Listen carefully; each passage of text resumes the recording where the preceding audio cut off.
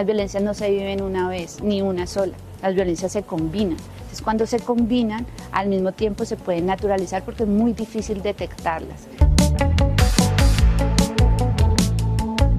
Digamos que para poder entender las violencias tenemos que partir del hecho de que es una acción o un comportamiento que haga sentir un daño a otras personas, ¿sí? No solamente es un daño físico, sino que también tiene que ver con un daño emocional y psíquico, ¿sí? Entonces, por ejemplo, hay violencias que parten desde lo simbólico, pero también eso simbólico pueden generar violencias psicológicas. Entonces, una violencia simbólica puede ser cuando llega un profesor, ¿sí? Abre la puerta y la azota, pero se dirige a una sola persona. Eso es una violencia simbólica, pero también pasa a lo físico sutil, ¿sí? Y genera un temor en esa otra persona, genera un miedo, genera un malestar. Cuando hay un malestar, ahí puede llegar a aparecer unas violencias. Ahora, las violencias pueden ser naturalizadas en muchos contextos y culturalmente hay muchas violencias naturalizadas, pero se naturalizan cuando se hacen repetitivas y absolutamente nadie hace nada por ello. Hay violencias sí que parten desde lo simbólico, psicológicas sutiles, psicológicas mucho más contundentes, igual que la violencia física. Hay violencias físicas que no necesitan que me agredan mi cuerpo, pero sí sutilmente agreden mi ser, mi persona, ¿sí? Entonces el hecho de que yo me le impulse a alguien, que le mire duro, como cuando a uno lo miraban cuando chiquita, que le miraban con la mirada y una ya se quedaba quieta, eso es una violencia simbólica, pero también es una violencia física, sutil, y es una violencia psicológica porque me controlan.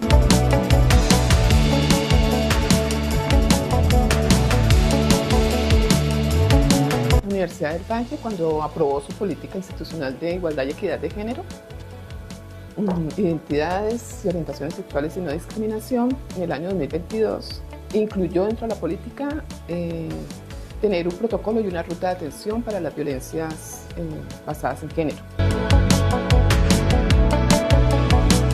A partir de esta definición institucional se crea el área de atención integral a las violencias basadas en género y el protocolo y la ruta de atención está, digamos, adscrita en su operativización a esta área. Esta área depende de la Vicerrectoría de Bienestar Universitario. El área se conformó inicialmente con 3 profesionales en la psicología, en el área jurídica y también, digamos, en la atención social. En el área tenemos un primer momento que es la asesoría inicial. En esta asesoría inicial se le permite a la persona, digamos, que explique qué es lo que ha pasado, digamos, describa los hechos y sobre esa base y esa caracterización del hecho, la persona entonces, si se ratifica que es una violencia basada en género, en ese momento ya comienza a ser parte de la ruta de atención, esta primera fase inicial. Tan pronto se ratifica que sí efectivamente es una violencia basada en género, el área de atención hace una asesoría integral.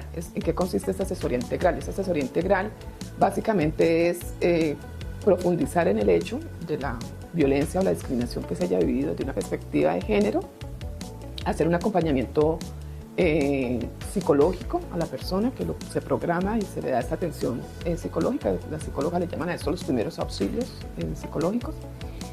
Y se le hace también una asesoría jurídica de tal manera que la persona sepa qué le acaba de ocurrir, cuál es el hecho que le acaba de ocurrir, cuál es su alcance en términos disciplinarios internos de la universidad, pero también en muchas ocasiones cuál es su alcance penal, que sería, digamos, ya la posibilidad de tener un apoyo externo para los casos que lo requieran. Y se le acompaña desde allí en adelante en el proceso que la persona decida, porque en estos casos de las violencias basadas en género se tiene muy presente que quien decide sobre la situación es la persona que la está viviendo, que está siendo afectada, en términos de que es ella la que tiene que decidir si quiere iniciar un proceso disciplinario al interior de la universidad y también pues un proceso penal con el apoyo externo. El tercer momento de la ruta es el proceso de investigación que desarrollan estos entes especializados disciplinarios que tiene la universidad, que tienen una reglamentación, tienen un protocolo y un procedimiento legal que desarrollar. Se garantiza el debido proceso en las investigaciones y son ellos los que tienen que desarrollar la investigación con todos los rigores que la ley establece para poder establecer al final pues unas recomendaciones del análisis del caso Y esas recomendaciones llegan, en los casos que lo requiera, al consejo académico para que sea el consejo académico el que tome cualquier decisión de carácter disciplinario, y los casos muy graves, el consejo académico lo remite al consejo superior para que sea el consejo superior el que tome las medidas disciplinarias para casos muy graves. El contar con una orientación, por ejemplo, con un área como el del área de atención a las violencias de género, pues me permite tener un acompañamiento psicosocial y un acompañamiento jurídico, o sea, toda una orientación que en últimas va a permitir que cuando yo quiera pasar a lo disciplinario, pues ya haya una connotación mucho más clara de eso que yo viví y de aquello que yo puedo enfrentar. Pero es necesario acercarme a la ruta. No quedarme con lo que me dicen, con el comentario, porque seguramente sí va a haber momentos en donde se han sentido que no son bien escuchadas. Pero los pasos, digamos el transcurrir del tiempo, la experiencia misma que el área ha adquirido en estos 2 últimos años ha permitido que el fortalecimiento frente a la atención sea mejor, ¿sí? Y hemos recibido aún más casos en estos meses. ¿Sí? Y casos donde la gente nos dice gracias, donde se sienten acogidas, donde si necesitan un vaso de tisana para poder hablar, pues le damos el vaso de tisana para poder hablar, cosas tan pequeñas como esas que son simbólicas, pero que dignifican la atención. Entonces, en esa dignificación también de la atención es la misma dignificación del estar y del poder acceder a estos espacios.